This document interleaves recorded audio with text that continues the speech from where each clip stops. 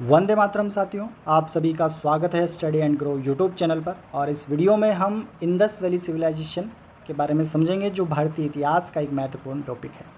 यहाँ से अक्सर एग्ज़ाम में प्रश्न देखने को मिलते हैं, तो इसको हम डिटेल से पढ़ेंगे।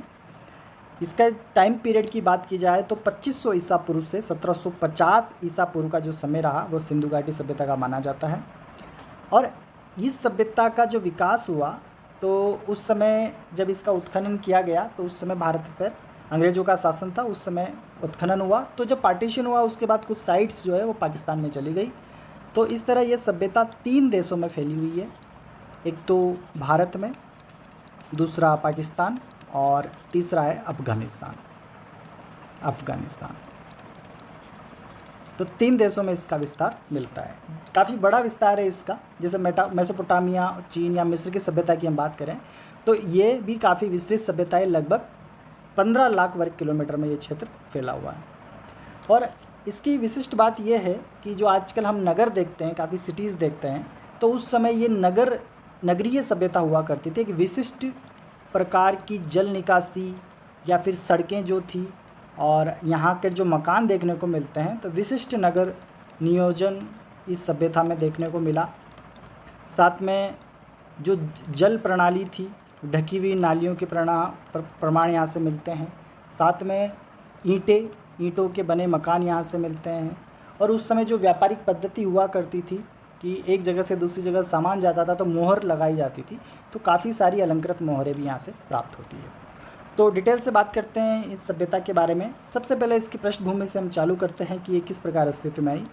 तो इसके खोज के बिंदुओं को हम देखेंगे कि इसकी खोज किस प्रकार हुई। तो सबसे पहले एक व्यक्ति का नाम आता है जिसका नाम है चार्ल्स मैसन। चार्ल्स मैसन एक व्यक्ति है जो 1826 ईस्वी में ये पाकिस्तान वाले क्षेत्र का भ्रमण करता है। और जब वहाँ से ये आता है तो सबसे पहले ये हड़प्पा सभ्यता की बात करता है कि इसको वहाँ पर कुछ सभ्यता के प्रमाण मिलते हैं। और उन सब का वर्णन ये एक मैगज़ीन में करता है जिसका नाम है नैरेटिव ऑफ जर्नी। इस मैगज़ीन में ये सभ्यता का वर्णन करता है। दूसरे व्यक्ति का नाम आता है जेम्स बर्टन और इनके भाई विलियम बर्टन बंधुज हैं दोनों, ये जेम्स बर्टन और विलियम बर्टन। और बात है 1856 की, क्योंकि उस समय पूरा जो भूभाग था वो ब्रिटिशर्स के अंडर था। तो उन्होंने रेलवे लाइन का काम चला रखा था कराची से लाहौर। तो कराची से लाहौर के बीच में जब रेलवे लाइंस बिछाई जा रही थी तो ईंटों का प्रयोग किया गया। तो जो ईंटें आसपास के क्षेत्र से मिली, उन ईंटों का प्रयोग किया गया। और जब वो ईंटें वहाँ से उठाई गई तो वो ईंटें किसी सभ्यता की ईंटें प्रतीत हो रही थी। तो 1856 में दूसरे प्रमाण किसको मिलते हैं? जेम्स बर्टन और विलियम बर्टन को, जो बर्टन बंधुज हैं। अब इस सभ्यता के बारे में जो उत्खनन करवाया उन व्यक्ति का नाम आता है जॉन मार्शल। कब की बात है? 1921 की। जॉन मार्शल में उत्खनन का आदेश दिया 2 व्यक्तियों को। एक का नाम आता है दयाराम साहनी, पूरा नाम है राय बहादुर दयाराम साहनी। और एक है राखल दास बनर्जी। तो दयाराम साहनी और राखल दास बनर्जी। दयाराम साहनी को हड़प्पा सभ्यता के उत्खनन का कार्य दिया गया और राखल दास बनर्जी को मोहनजोदड़ो सभ्यता के खुदाई का कार्य दिया गया। तो उत्खननकर्ता हड़प्पा सभ्यता के कौन हो गए? दयाराम साहनी। और मोहनजोदड़ो के उत्खननकर्ता हो गए राखल दास बनर्जी। तो हड़प्पा जो शहर है, जो सभ्यता प्राप्त हुई, वो रावी नदी के तट पर प्राप्त होती है, और जो कि कहाँ पर है? पाकिस्तान क्षेत्र में। तो ये खोज से जुड़े हुए बिंदु है जो हमको ध्यान रखने हैं। अब हम बात करते हैं कालखंड की, कि इसका काल कैसे निर्धारित किया गया कि ये 2500 से 1750 ईसा पूर्व का जो समय है वो किस प्रकार निर्धारित किया गया। तो इसका जो काल है, तो जॉन मार्शल के द्वारा एक समय अवधि दी गई 3250 से 2750 बिफोर क्राइस्ट या फिर ईसा पूर्व, जबकि डीपी अग्रवाल के द्वारा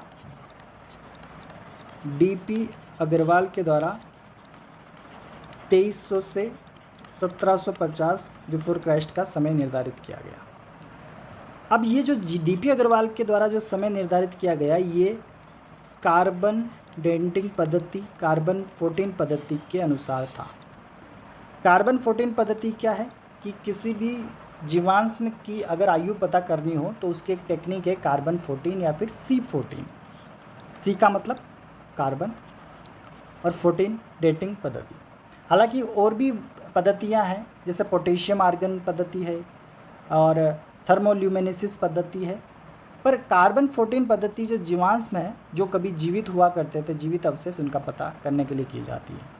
जबकि जो पोटेशियम आर्गन पद्धति है उसका प्रयोग हम करते हैं निर्जीव वस्तुओं के लिए। पोटेशियम आर्गन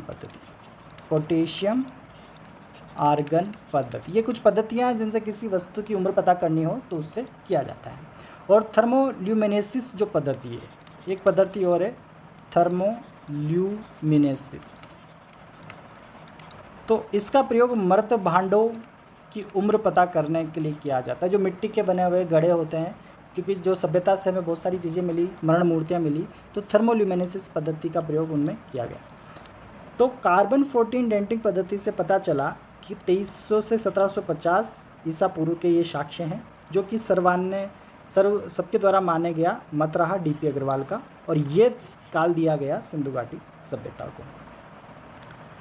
अब बात करें कि यहाँ पर जो लोग रहते थे सिंधु घाटी सभ्यता में, उन लोगों को कहाँ का बताया गया, वो लोग कहाँ के थे।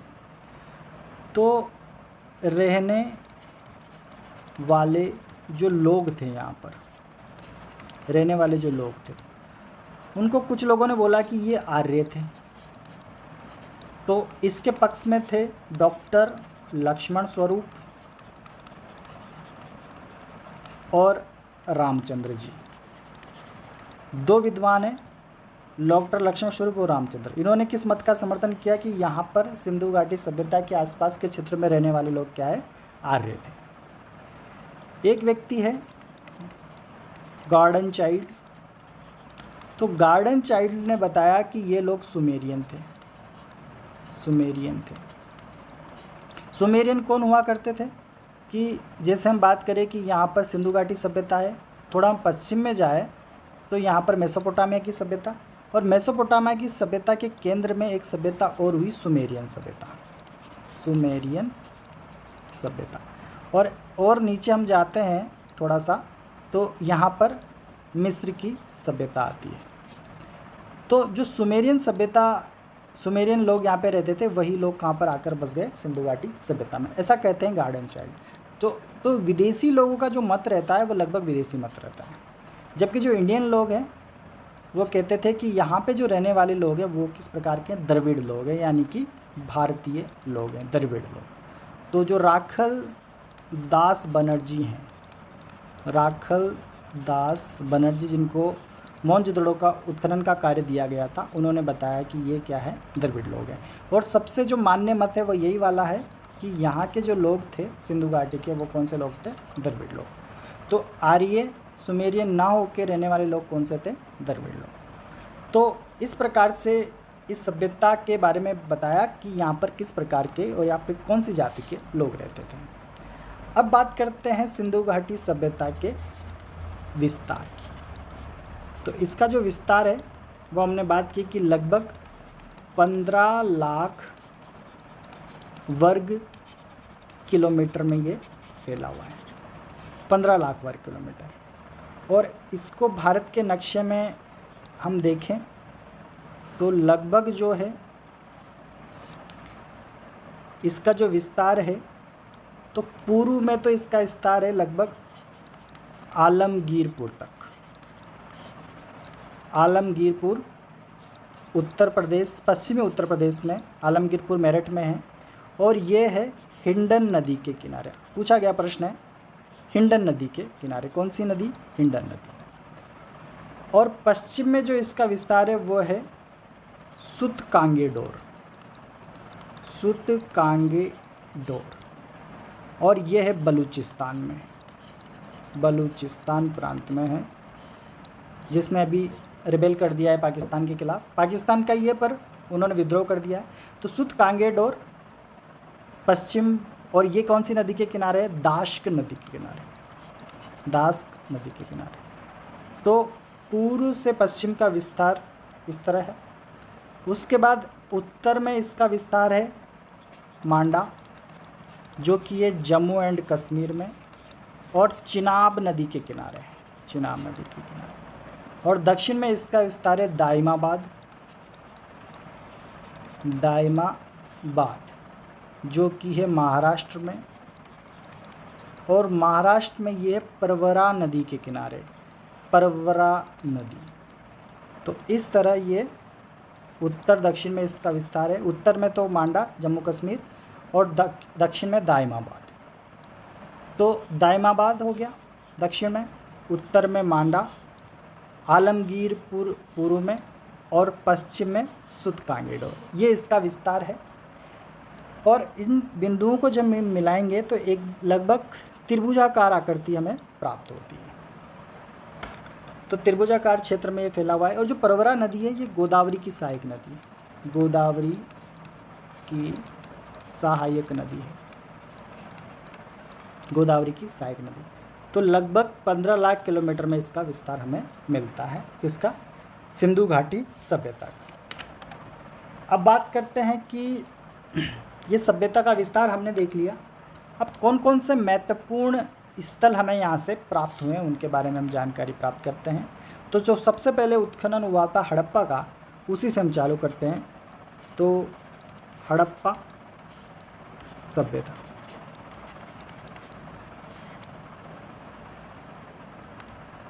हड़प्पा सभ्यता।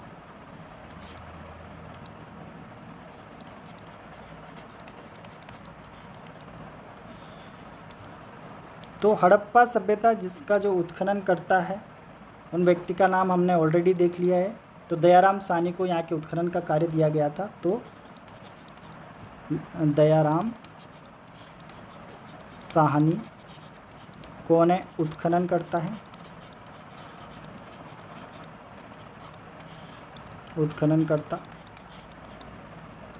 और इसकी स्थिति की बात करें तो पाकिस्तान में, पाकिस्तान का जो पंजाब प्रांत है उसमें जो मोंटगोमरी जो ज़िला है, मोंटगोमरी, वहाँ पर एक नदी है। कौन सी नदी? रावी नदी। पाकिस्तान के पंजाब प्रांत में मोंटगोमरी ज़िले में रावी नदी के तट पर ये सभ्यता है। और यहाँ से जो हमें अवशेष मिले हैं उसमें महत्वपूर्ण है, यहाँ के नगर नियोजन की बात करें तो नगर नियोजन अवशेषों की बात हम करेंगे। अभी नगर को देख लेते हैं। तो 2 टीलों में यहाँ पे नगर विभाजित था।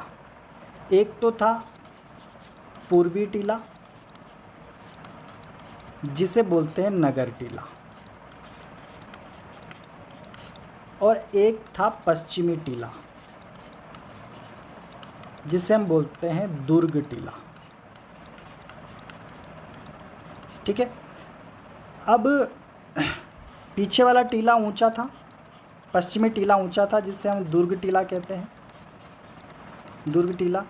और उसके जो सामने जो पूर्वी टीला था वो नगर टीला हुआ करता था। तो ऐसा बोलते हैं कि जो दुर्ग टीला था, जो कि पश्चिमी टीला था, उसमें जो है वो व्यापारिक लोग या फिर उस समय के जो महत्वपूर्ण लोग थे वो रहते थे, और नगर टीले में अलग जो नॉर्मल लोग हैं वो नगर टीले में रहते थे। तो और ये जो दोनों टीले, पूर्वी टीला और पश्चिमी टीला है, ये प्राचीरों से घिरे रहते थे। तो आसपास सुरक्षा प्राचीर इनके रहा करती थी। यहाँ से मिलने वाले अवशेषों की बात करें तो महत्वपूर्ण अवशेष में एक अवशेष का नाम अक्सर एग्जाम में पूछा जाता है, R37 कब्रिस्तान। R37 कब्रिस्तान, R37 कब्रिस्तान कहाँ से प्राप्त हुआ? हड़प्पा सभ्यता से। जो ये टीले हुआ करते थे, इनके बाहर कर्मचारियों के आवास मिले। कर्मचारी जो वर्ग था, कर्मचारियों के आवास भी यहाँ से प्राप्त होता है। तो ये दो चीज़ें, दो अवशेष हमें ध्यान रखना है। 837 कब्रिस्तान, कर्मचारियों के आवास।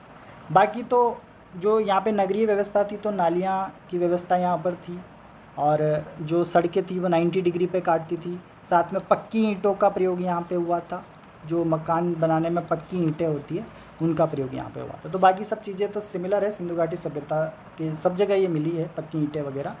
जहाँ पे नहीं मिली है वो मैं लिखवा दूंगा। कालीबंगा में नहीं मिली है, जहाँ पे कच्ची ईंटों का प्रयोग किया गया था। तो हड़प्पा सभ्यता उत्खननकर्ता दयाराम साहनी, पंजाब प्रांत है पाकिस्तान में, उसके मोंटगोमरी ज़िले में रावी नदी के तट पर ये पाई जाती है। अगली सभ्यता देखते हैं जिसका नाम है मोहनजोदड़ो। मोहनजोदड़ो सभ्यता, जिसे बोलते हैं मृतकों का टीला। सिंधी में इसका अनुवाद करें तो सिंधी भाषा में ये मृतकों का टीला इसको कहा जाता है। और ये सिंध के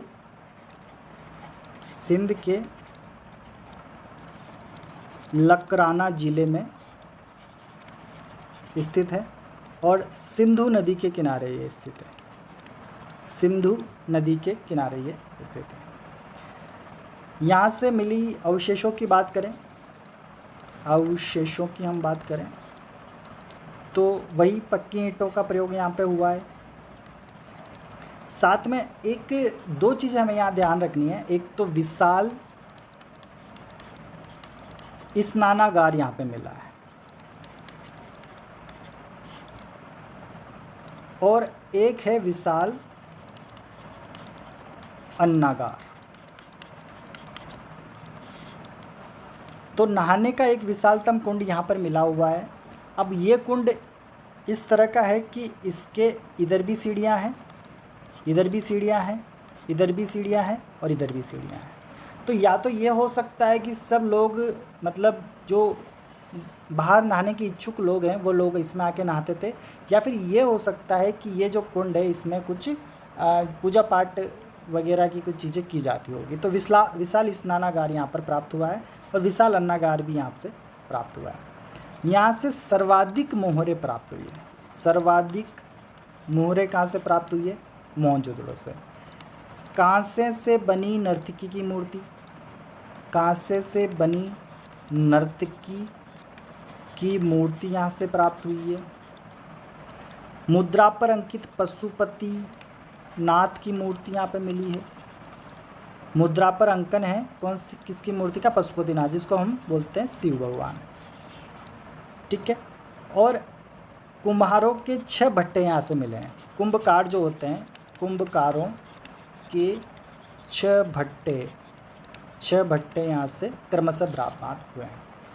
मतलब यह है कि यहाँ पर जो है टेराकोटा का काम किया जाता होगा। तो कुम्हारों के 6 भट्टे प्राप्त हुए, विशाल स्नानागार, विशाल अन्नागार, पक्की ईंटें। सर्वाधिक मोहरें कहाँ से मिली हैं? मोहनजोदड़ो से प्राप्त हुई। तो ये मोहनजोदड़ो के बारे में तथ्य थे। अब बात करते हैं अगली सभ्यता के बारे में, जिसका नाम है चन्हुदड़ो। चन्हुदड़ो ये भी सिंध राज्य में है, और सिंध राज्य के नवाबशाह ज़िले में, नवाबशाह ज़िले में। इसकी महत्वपूर्ण बात यह है कि जो हड़प्पा सभ्यता है, तो हड़प्पा सभ्यता का शिल्प केंद्र हुआ करता था। शिल्प केंद्र हुआ करता था। तो हड़प्पा सभ्यता का शिल्प केंद्र पूछा जाए तो वो है चन्हुदड़ो। शिल्प केंद्र क्यों हुआ करता था? क्योंकि यहाँ के लोग कुशल कारीगर थे। कुशल कारीगर थे यहाँ के लोग, और साथ में यहाँ पर कुत्ते के द्वारा, कुत्ते के बिल्ली का पीछा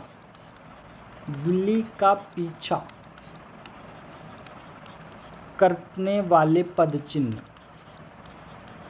प्राप्त हुए हैं। यानी कि बिल्ली का पीछा कुत्ता कर रहा है, उनके पदों को जब पढ़ा गया तो पता चला कि ये आगे वाले पद तो बिल्ली के हैं और पीछे वाले पद किसके हैं, कुत्ते के। तो ये जो है पद चिन्ह कहाँ से मिले हैं, चनोदड़ों से। और शिल्प केंद्र था तो यहाँ पर खिलौने बहुत सारे मिले। खिलौनों में जैसे खिलौना मिला छोटी बैलगाड़ी, छोटी बैलगाड़ी मिली। तो हड़प्पा सभ्यता के शिल्प केंद्र के नाम से कौन सी सभ्यता को जाना जाता है, चुनौदड़ों को। यहाँ के लोग कुशल कारीगर हुआ करते थे। खिलौना नुमा बैलगाड़ी कहाँ से मिली है, कुत्ते के द्वारा बिल्ली का पीछा करने वाले पदचिन्ह कहाँ से प्राप्त हुए। तो ये सब बातें हमें ध्यान रखनी है कौन सी सभ्यता में, चुनौदड़ों सभ्यता में। नेक्स्ट सभ्यता की बात करते हैं, वो है महत्वपूर्ण सभ्यता जिसका नाम आता है लोथल। लोथल सभ्यता। और लोथल किस लिए महत्वपूर्ण है, क्योंकि ये प्रमुख बंदरगाह हुआ करता था जो कि गुजरात के अहमदाबाद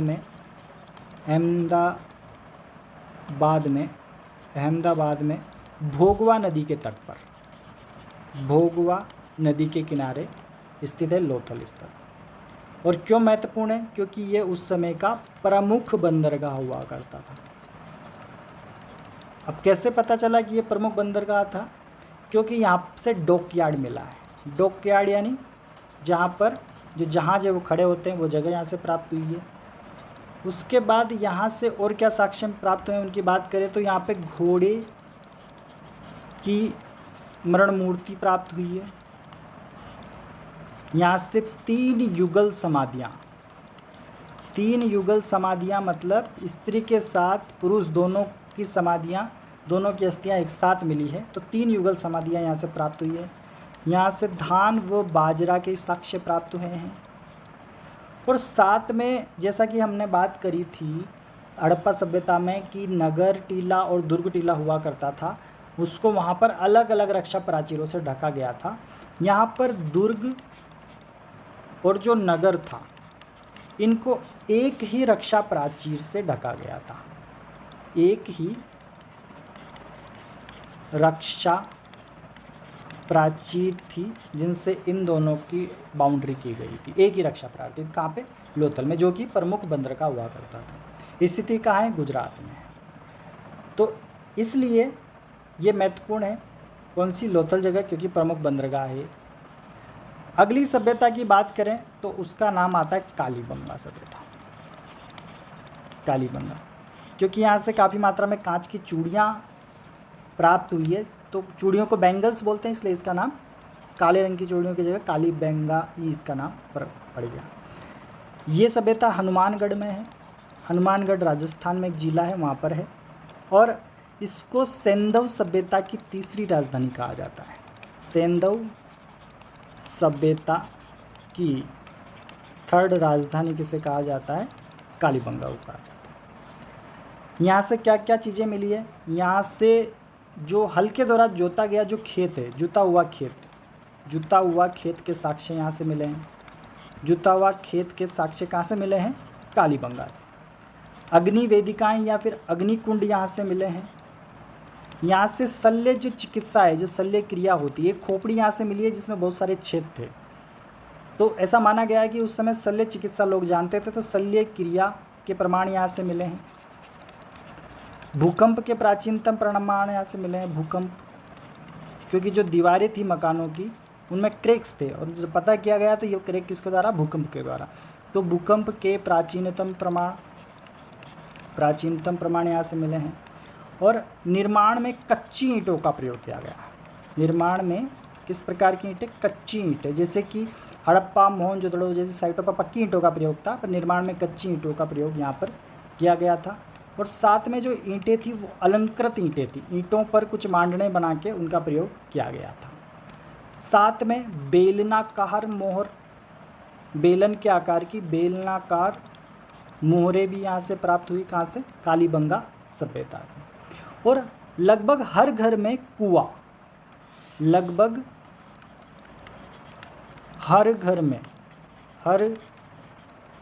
में कुआं कहाँ से प्राप्त हुआ है, कुएं कहाँ से प्राप्त हुए हैं, वो भी प्राप्त हुए हैं हमें कहाँ से, कालीबंगा से।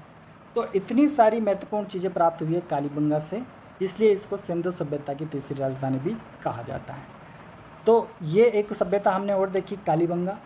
अब कुछ छोटी छोटी सभ्यताएं उनके बारे में हम देख लेते हैं। एक सभ्यता का नाम आता है बनवाली। बनवाली, बनवाली कहाँ है? हरियाणा में, और हरियाणा के कौन सा जिला है? हिसार। तो बनवाली सभ्यता हरियाणा के हिसार जिले में, और यहाँ से क्या प्राप्त हुआ? एक तो हल की आकृति, जो हल चलाने, खेत में चलाने वाला हल होता है उसकी आकृति, साथ में सेल खड़ी व पक्काई मिट्टी की मोहरें, पक्काई मिट्टी की मोहरें यहाँ से प्राप्त हुई हैं। साथ में यहाँ से तिल और सरसों का ढेर प्राप्त हुआ है। तिल के साक्ष्य मिले हैं। जो सरसों का ढेर प्राप्त हुआ है यहाँ से, कहाँ से? बनवाली। कहाँ पर ये है? हरियाणा में। एक और सभ्यता है सुरकोटड़ा। सुरकोटड़ा जो सभ्यता है वो गुजरात में है। गुजरात में सबसे ज़्यादा सभ्यताएं मिली, गुजरात के कच्छ में ये ही है। और यहाँ से घोड़े की अस्थियाँ मिली है। घोड़े की अस्थियाँ यहाँ से प्राप्त हुई है। कहाँ से? सुरकोटड़ा से। अगली सभ्यता जो महत्वपूर्ण है वो है धोलावीरा।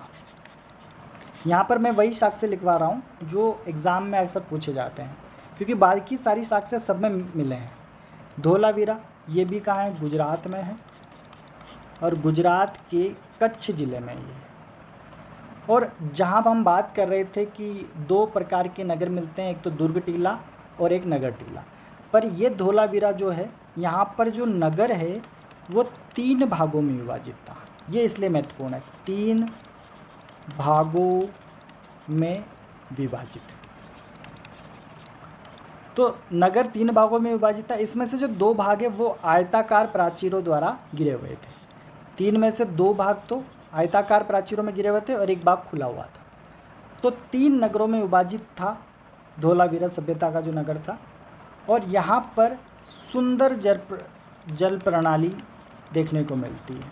यहाँ पर वाटर हार्वेस्टिंग की बहुत अच्छी टेक्निक्स थी, और एक स्टेडियम यहाँ से प्राप्त होता है, स्टेडियम।